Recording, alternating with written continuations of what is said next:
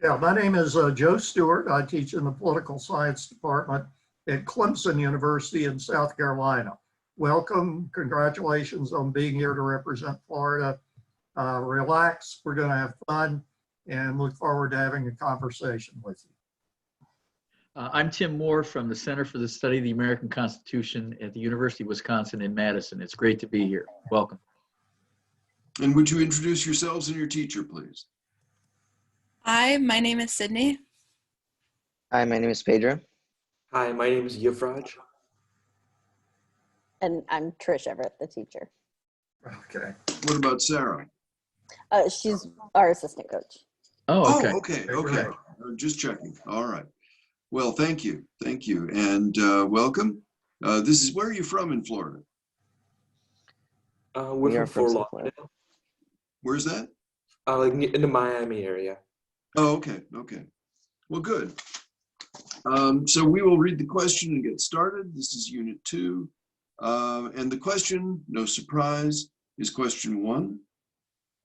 The states sent delegates to the Philadelphia Convention to join with other states, quote, in devising and discussing all such alterations and further provisions as may be necessary to render the federal constitution adequate to the exigencies of the Union, end quote. To what extent, if any, did the delegates follow their instructions? What experiences of state governments under the new constitutions after independence might have influenced the creation of the Constitution? Do the decisions of the U.S. Supreme Court function as a continuing constitutional convention? Why or why not? You may begin. At the Philadelphia Convention, the delegates convened to create an everlasting document that would fix the many failures of the Articles of Confederation. In order for the delegates to meet their task to devise their Constitution, they needed to significantly change the document to meet the exigencies of the national government. Due to the Articles having no executive and the central government lacking the ability to maintain law and order, Shays' Rebellion was able to highlight these flaws and reinforce that the Articles of Confederation were too weak to govern. Since the national government had limited power under the Articles, the delegates in Philadelphia sought to enhance its power by giving it the authority to collect debt and taxes. Madison argued for the need for a limited government when he said, "In framing a government which is to be administered by men over men, the great difficulty lies in this. You must first enable the government to control the governed, and in next place oblige it to control itself. This division would reserve regulation to the states rather than an aristocratic government, and thus protect individual liberty." The delegates believed that the Constitution, as explained in Federalist 51, was protected through the process of the separation of powers, allowing each branch of government to check and counter the other's ambition. The delegates followed the spirit of their instructions. However, they did not follow the exigencies of them as they created an entirely new constitution. The influence and experiences of early state constitutions on drafting the national constitution cannot be understated. The experiences of Massachusetts often served as a model by the drafters to achieve the ends of government. For example, the framers looked to Massachusetts to learn from their experiences of how their judiciary worked in determining which branch should appoint judges. Nathaniel Gorham suggested that judges be appointed by the executive with advice and consent of the second branch in the mode prescribed by the Constitution of Massachusetts. James Wilson of Pennsylvania suggested that the committee might consider the propriety of adopting a scale similar to that established by the Constitution of Massachusetts, which would give an advantage to small states without substantially drafting from the rule of proportion. However, some states did have negative experiences due to the lack of executive officers in states like Pennsylvania, where the executive was a mere presiding officer of the legislature. This caused a lack of implementation of laws passed by the Pennsylvania legislature. Along with the lack of executive, the foreign policy and commerce powers of states' governments caused the union to have 13 different relationships. There are conflicts caused by both the commerce and foreign policy powers of the state. This consternation caused the drafters of the Constitution to vest both these powers in the national government to prevent any disunity among the states. The founders were aware of the rapidly changing public demands and how the Articles were unable to adapt to them. As a correction, the founders made changing the Constitution just difficult enough, both to uphold the social contract and prevent changes for light and transient causes. Thus, the Supreme Court was established, which offered an alternative to the arduous amendment process. The strongest testament to the court's power to informally amend the Constitution is the source of the court's primary function, judicial review. Alluded to in Federalist 78 and solidified in Marbury v. Madison, judicial review allowed the courts to strike down laws deemed unconstitutional. Over the years, courts have used judicial review to interpret the meaning of the words in the Constitution, adopting a doctrine of judicial activism or judicial restraint. These doctrines determine how the courts would interfere with laws being passed by Congress, and consequently, how much they could change the Constitution. Since the court is purely reactionary, judicial activism helps maintain a social contract established by the Constitution, as Lincoln would say, for the people, by the people. While the living Constitution doctrine has its supporters, originalists, on the other hand, argue that the court should not interfere in the Constitution, and the process of changing it should be political rather than judicial. There is, however, evidence that the founders wished for the Constitution to be a changing document. For example, Professor Akil Amar points to the Eighth Amendment's use of the word unusual, which is subjective as it implies there is a usual punishment. This, in turn, could change depending on the time it is being applied.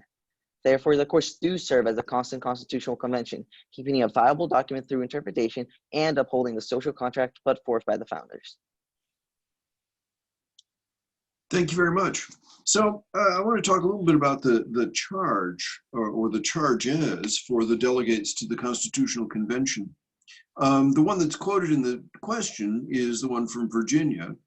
So my question to you is anybody besides the delegates from Virginia bound by the Virginia charge to the Constitutional Convention?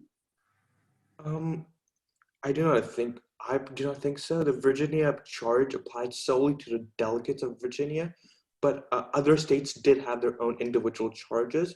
But the overall goal, which mostly all of the colonies believed at that time, was to go and change or amend the Articles of Confederations.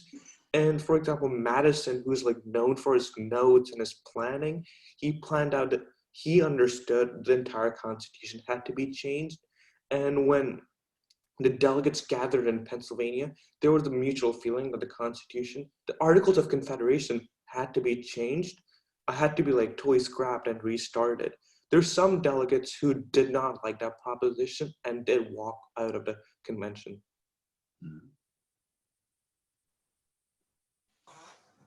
Okay. Let's talk a little bit about the Anti-Federalists. They certainly criticized the Constitution, but they also had some criticisms of the convention itself. Do any of those criticisms resonate with you? To some extent, we understand how the Anti-Federalists were hesitant to completely scrap the Articles of Confederation when the main instructions was just to amend it in a way to reform it to serve the Union properly. However, we think the Articles of Confederation were irreparable. They did not have the power and had to be scrapped anew to make a functioning government. I agree with my colleague. I understand the point from the Anti-Federalists that they didn't believe necessarily everything that was going into the Constitution. However, I did feel as though everyone had a mutual agreement that the Articles were too weak to govern because they noticed such issues such as Shays' Rebellion, which really destroyed the Union, and it just proved that the Articles really needed to be amended. How about secrecy?